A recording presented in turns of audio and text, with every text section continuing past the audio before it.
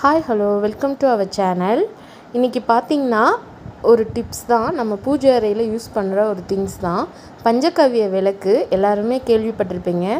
நாட்டு மருந்து கடையில் அது விற்கும். அதை வாங்கிட்டு அதில் நெய் ஊற்றி நீங்கள் விளக்கு ஏற்றணும்.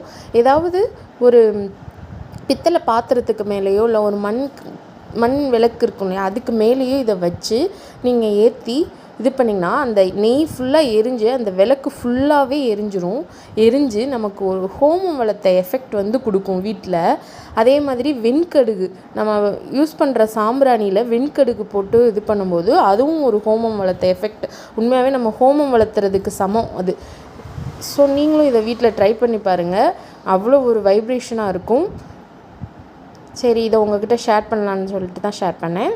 இந்த வீடியோ உங்களுக்கு பிடிச்சிருந்துச்சுன்னா லைக் பண்ணுங்கள், ஷேர் பண்ணுங்கள், சப்ஸ்கிரைப் பண்ண மறந்துடாதீங்க. தேங்க்யூ.